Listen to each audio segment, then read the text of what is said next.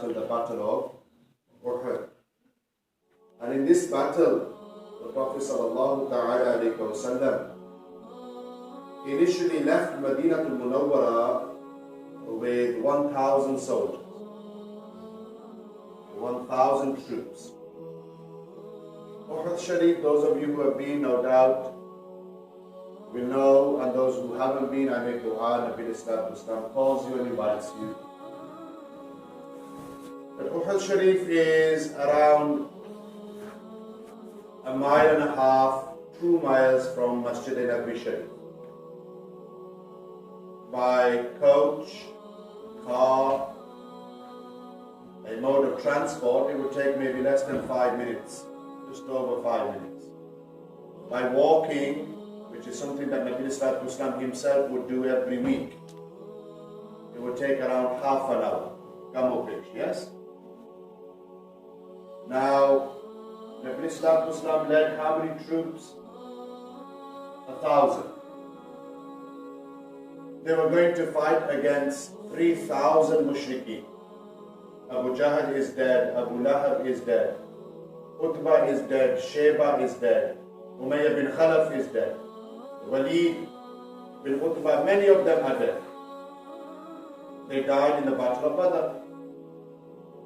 Uhud Sharif, mushrikeen were led by an individual whose name is Abu Sufyan. Abu Sufyan, who has not yet accepted Islam. He accepts Islam.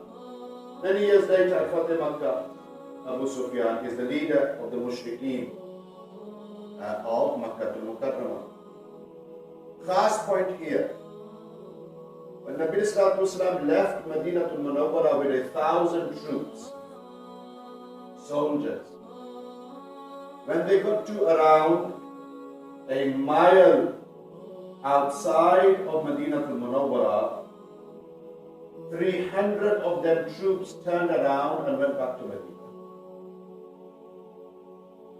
300 of them, munafiqs, hypocrites, Zahiran Muslims, but Batinan, they had books against Nabi Islam, adawat against Nabi Islam, hatred, animosity, enmity against Nabi Islam. Ra'isul Munafiqeen, Abdullah bin Ubay. Abdullah bin Ubay. It was this animosity and hatred and munafiqiyat of Nabi Islam, or towards Nabi Islam, which became zahir, which became apparent. So 300 of them turned around, went back to Madinatul Munawwara, abandoned and deserted Nabi Islam. Uhud Sharif, those of you who have been to the Shuhadai Uhud, those of you who have seen that small mountain that the people often climb, close to where the bazaar is, a small marketplace, couple of shops. That position, or that place should I say, is where Nabi Sallallahu positioned the 50 archers. Uhud Sharif, balki the mountain of Uhud is around 2 miles long. And this is that mountain about which Nabi Sallallahu said that we love Uhud and Uhud loves us. We love Uhud and Uhud loves us. This is that mountain. And Uhud will be one of the mountains of Jannatul Firdaus as well. Allah Ta'ala will place the mountain of Uhud in Jannatul Firdaus as well. Allah. And this is that one mountain. On one occasion, Nabi Sallallahu was standing upon this mountain. Siddiq Akbar radiyallahu ta'ala was standing upon this mountain. Umar Farooq radiyallahu ta'ala was standing upon this mountain. And Uthman Ghani Dhul Nurayn was also standing upon the mountain of Uhud. And the mountain of Uhud began to shake. Could not cope with the burden of these great shakhsiyat and personalities that were standing upon it. Upon which Nabi Sallallahu spoke to the mountain of Uhud. Nabi Sallallahu spoke to the mountain of Uhud and said, O mountain of Uhud, be still, for indeed stands on you is a Nabi, a Siddiq, and 2 Shuhada. This is that Uhud Sharif. And Uhud is a witness to this Jannah. 700 Sahaba Ikram See, initially I began by saying 1,000 troops. 300 of them munafiqs, hypocrites, who turned around, went back to Madinatul Munawwarah. This tells you and me that there were hypocrites then, and no doubt there are hypocrites today as well. Munafiqs today as well. Don't just judge a person by his exterior appearance, external appearance. These people are wolves in sheep clothing.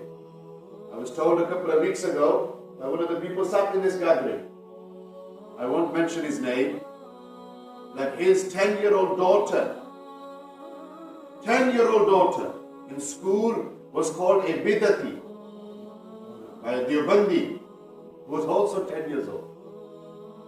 10-year-old girl, Deobandi, who goes to a Deobandi madrasa, she called the daughter of this individual a bidati. This girl came back home and she began to cry, distraught. Father didn't know what to say, how to console her. And it's a difficult situation to manage and control. When your 10-year-old daughter comes home and begins to cry, what are you supposed to say to her? When she says, Abu, Dad, they called me a bidati, an innovator, what are you supposed to say? What I'm trying to highlight is that those people who were munafiqs against Nabi Sallallahu Alaihi Wasallam existed then and they exist today as well.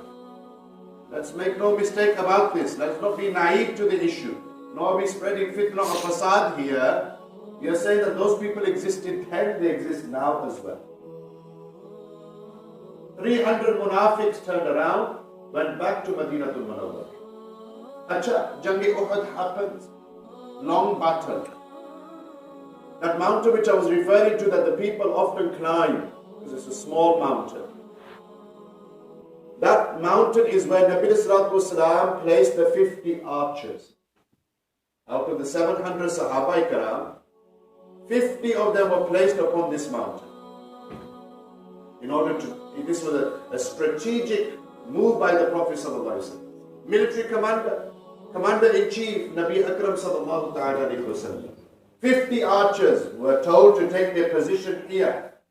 And ultimately, these 50 archers were under the leadership of a Sahabi by the name of Abdullah bin Jubair radiyallahu ta'ala. Or the people will say Abdullah bin Jash. Lekin Abdullah was his name. Leader of the archers, 50 archers. And ultimately, Nabi Sallallahu Alaihi Wasallam said to them that whatever happens, no matter what the situation is, during the battle, do not leave your position. This was a direct hukam, direct order from Nabi Sallallahu Alaihi Wasallam. Battle took place. Muslims were in a winning position. They had the upper hand. Until eventually, some Sahaba Ikram lost their life. Like Sayyidina Mus'ab bin Umair radiyallahu ta'ala anhu, like Sayyidina Amir Hamza radiyallahu ta'ala anhu. And when some Sahaba saw this, they became under pressure, so to speak.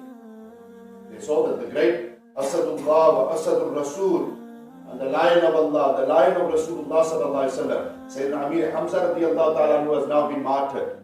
Sayyidina Mus'ab bin Umair, who I spoke about before in this masjid, great Sahabi of Rasul sallallahu ta'ala alayhi wasallam, he has also been martyred as well.